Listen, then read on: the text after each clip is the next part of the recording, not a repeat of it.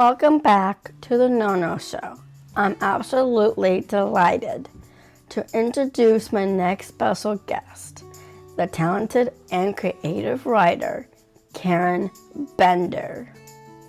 Karen is known for her powerful storytelling and keen insights into the human experience, with several published novels and short stories. She has captivated readers and received numerous accolades, such as being a finalist for the National Book Award. Her writing often explores complex themes of identity, family, and everyday life. In addition to her literary achievements, Karen is also an educator, inspiring the next generation of writers with her passion and expertise. She has shared her knowledge through various workshops, teaching positions, fostering a love for storytelling in her students. Today, we will dive into her journey as a writer, her inspirations, and the impact of her work on readers. Please join me in welcoming the incredible Karen Bender to the No Show.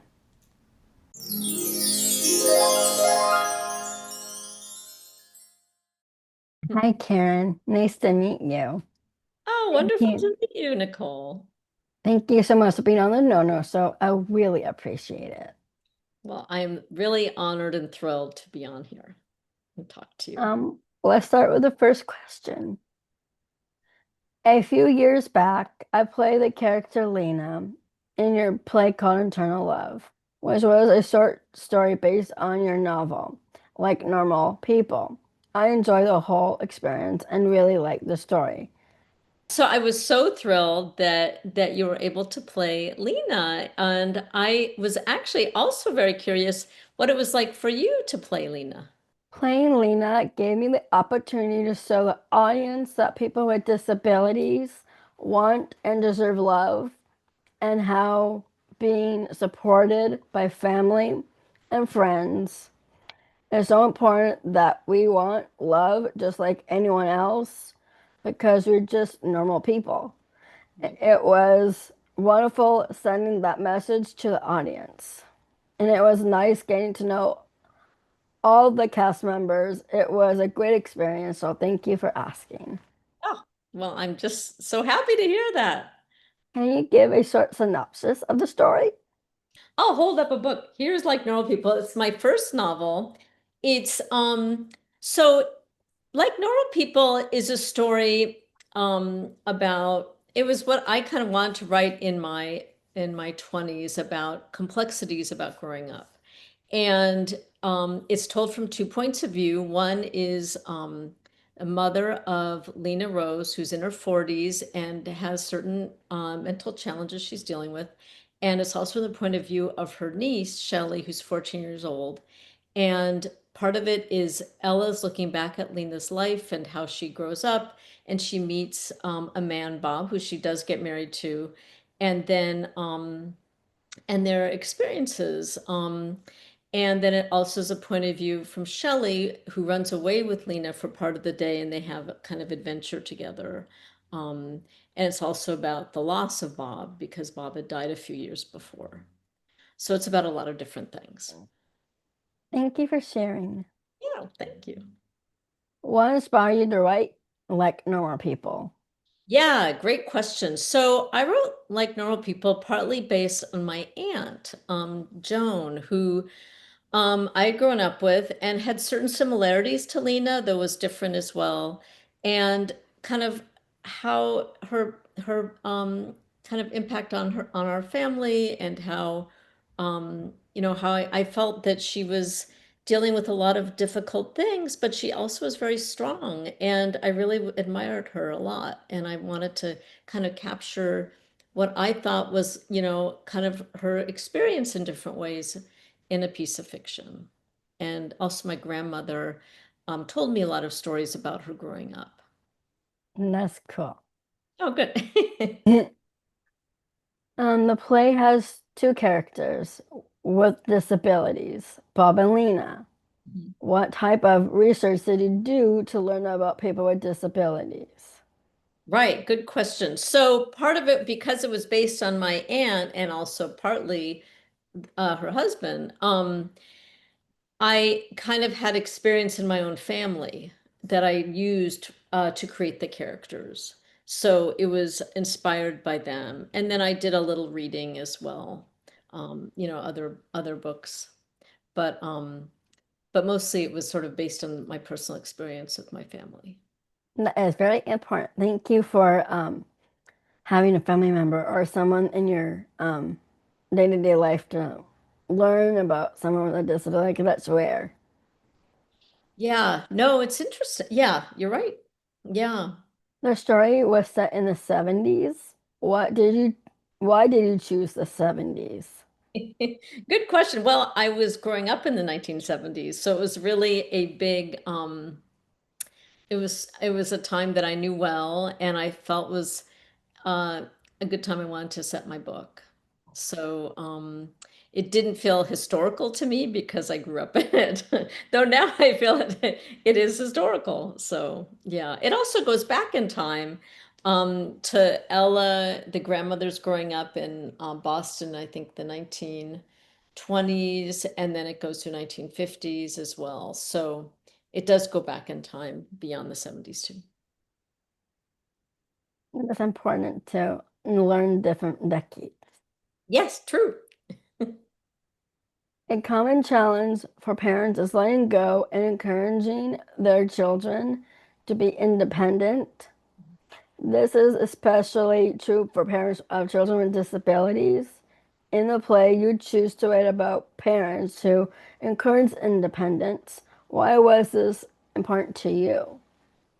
Yeah, no, that is a great question. I mean, I wrote this story before I was a mother, and I now have two kids. And I personally had some trouble separating from my own family. It was not an easy thing, and I felt like I wanted to explore that dynamic in the situation with Ella and Lena.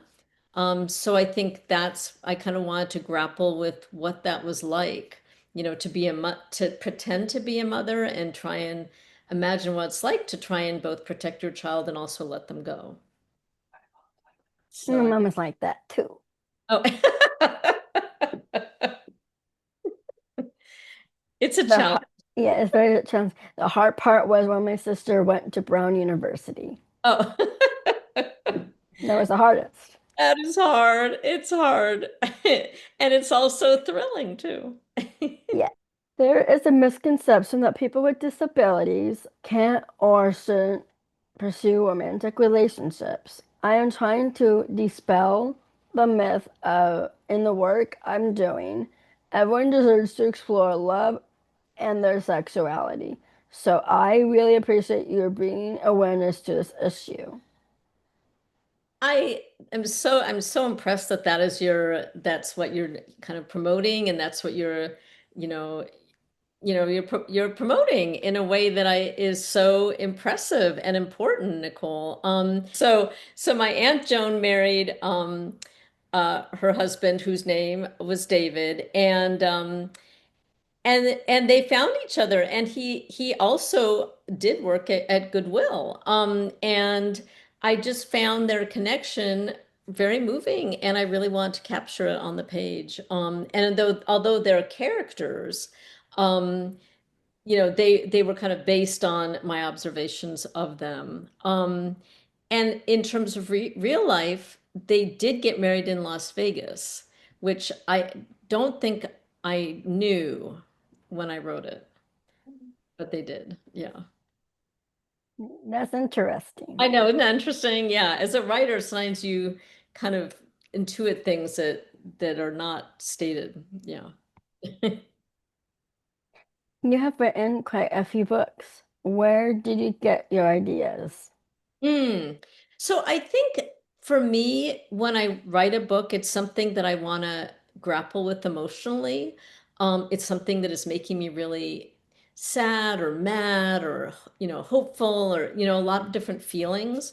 And so my books all deal with kind of different things that I really feel like haven't been said and that I want to say. And that was actually another thing about like normal people. I felt a character like Lena had not been written the way that she had.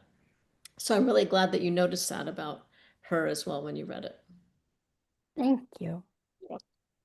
What made you want to become a writer? Hmm.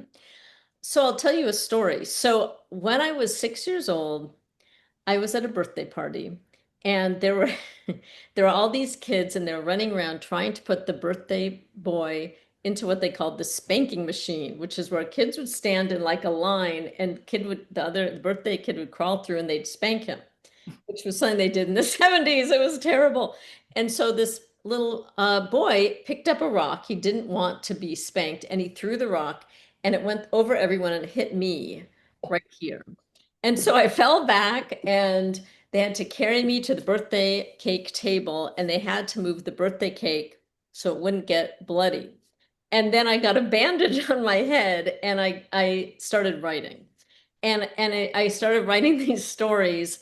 And later I look back and I think my first writerly thought was they had to move the birthday cake so it wouldn't get bloody because that was my first kind of it was trying to impose order on chaos.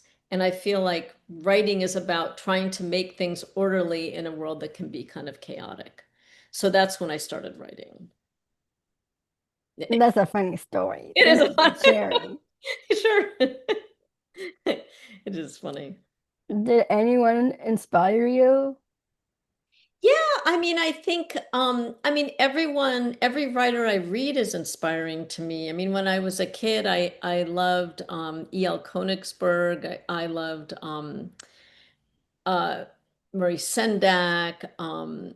There are all these, kids. I love Peanuts, the comics. I mean, there are all these, kids books that were very inspiring. And then as an adult, there were so many writers that I read that I just loved. And I think all of my writing is a conversation with books I've read. For me, it's Nicholas Sparks. Oh, Nicholas Spark, nice. Okay, great. Yeah, yeah. How do you stay disciplined to sit down and write?